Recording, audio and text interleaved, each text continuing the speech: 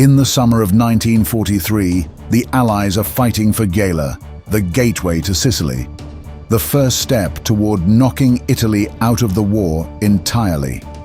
German tanks are less than a mile from the beach.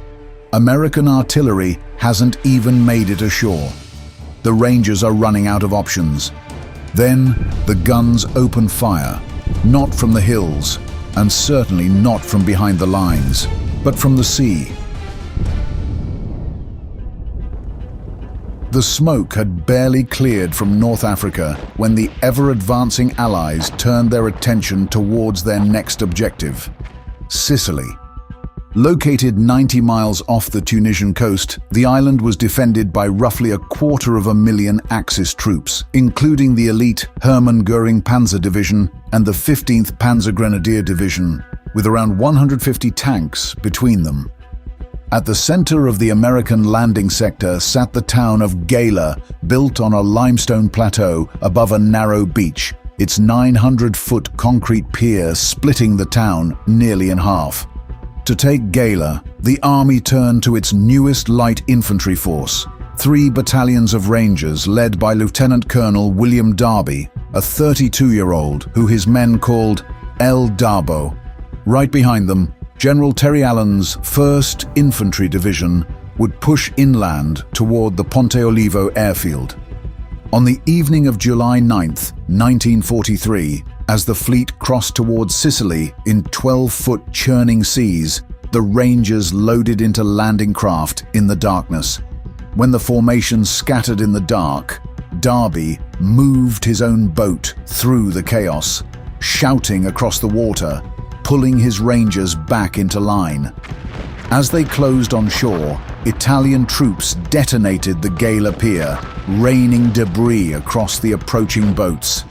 The vast majority of the boats made it ashore, and once they did, the Rangers pushed off the beach and into the streets, clearing block by block until they reached the cathedral at the center of town, where the last Italian defenders made a futile last stand among the pews. By 8 a.m., barely 5 hours after the first boats hit the sand, Gela was taken, and more than 200 prisoners were already sitting in a wire enclosure on the beach eating sea rations, showing absolutely no interest in escaping. But beyond the town, the hills were anything but quiet.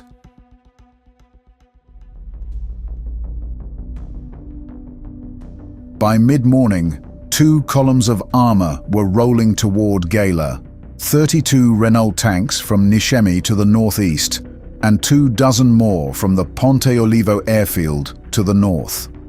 These were obsolete French tanks, captured during the fall of France and passed on to Italian forces 3 years earlier. Destroyer USS Shubrick and light cruiser USS Boise swung their guns toward land as close as they could and opened fire, sending their 5- and 6-inch shells crashing into both columns while they were still on the roads leading into town, their burning hulks littering the approaches to Gela. Nonetheless, 10 Renaults broke through and rolled into the streets, leaving the job to the barely rested Rangers. Rangers climbed to rooftops dropping satchel charges, while others ducked through alleys with bazookas, firing at tracks and road wheels. Darby raced through the streets in his jeep, his driver, Carlo Contrera, weaving between buildings, while the lieutenant colonel manned the vehicle's .30 caliber machine gun himself. When he noticed the bullets struck the Renault armor but did nothing, the duo rapidly drove back to the beach. There, Darby found a 37mm anti-tank gun just coming off a landing craft, grabbed an axe, smashed the sealed ammo crate open, and raced back into town with Captain Charles Shunstrom. Just as they set up in the street, a Renault came around the corner. Darby fired 2 bursts, but when the bullets did nothing, and the Italian crew fired back, Shunstrom loaded the weapon once more and fired, the round striking the turret, a second hitting the hull, the tank lurching backward 3 feet in a sheet of flame. To finish it off, Darby walked up and placed a thermite grenade on the hatch. The grenade burned hot enough to heat the metal from the outside, and as the interior became unbearable, the crew finally leaped out with their hands raised. By late morning, after driving off what remained of the Italian armor, the shooting had stopped, and for a few hours, the Allies had every reason to believe the worst was behind them. Then, the Luftwaffe arrived. By nightfall on July 10th, Axis aircraft had hit the beach 14 times. Guided in by the fires their own bombs had started, and the destroyer USS Maddox was already at the bottom of the sea with 211 of her crew. Engineers were on their hands and knees probing for mines with bayonets, their detectors still somewhere offshore. The first American tanks had made it ashore just after midnight, but were immediately stuck in the soft sand, and not a single artillery piece had been landed. Somewhere in the hills above Gela, General Alfredo Guzzoni, commander of all Axis forces on Sicily, had watched the coastal battalions fall and the armored columns get turned back. He was not finished. What was coming at dawn was something else entirely. In the early morning light on the 11th, no less than 60 Panzer IIIs and IVs tanks rolled on the eastern beachhead in 2 columns, one from Nishemi, one from Ponte Olivo, the crews moving in short rushes, sprinting from fold to fold in the terrain, making themselves difficult targets while probing for anything that would reveal itself. Simultaneously, 3 columns of Livorno infantry were closing on Gela from the west, threatening to tear the beachhead apart before the Americans could turn to face either one. The American anti-tank companies on the eastern flank only had the 37mm guns, which could barely scratch a Panzer IV at close range. 2/3 of them were destroyed in the first hour, and by mid-morning, the only armor the Americans had were 5 Shermans that had barely made it off a landing ship, still wrapped in their waterproofing and thrown straight into the fight. By 10:30 a.m., the Germans were 2,400 yards from the waterline, close enough that the beach itself was in range, and every man who could hold a rifle, yeomen, electricians, carpenters, supply clerks, was pulled into a firing line along the dunes. Then George Patton came ashore. Patton, Lieutenant General, commander of the entire American force invading Sicily, stepped off the Admiral's barge in his cavalry boots and walked into Gela, where he found a naval gunfire liaison officer and told him to get the ships firing. USS Boise opened up at 10:40 a.m. with all 15 of her 6-inch guns, weapons designed to sink warships, now trained on tank columns moving through Sicilian wheat fields. USS Savannah added 500 rounds of her own.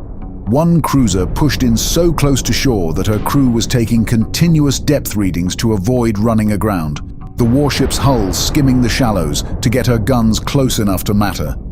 The shells carried variable time fuses set to detonate above ground rather than on impact, turning each round into a burst of fragments that raked everything in the open from above. Trees were torn apart, wheat fields stripped bare. Grapevines were shredded down to the root. American soldiers on the beach could hear German tank crews screaming inside their burning vehicles, the sound cutting off only when the ammunition cooked off from the heat and finished the job the shells had started. The Livorno infantry, advancing from the west, took the full weight of Savannah's fire, taking the lives of more than half of them by the time the barrage lifted. A mere 400 survivors walked into American captivity in a ragged line, too dazed to do anything else.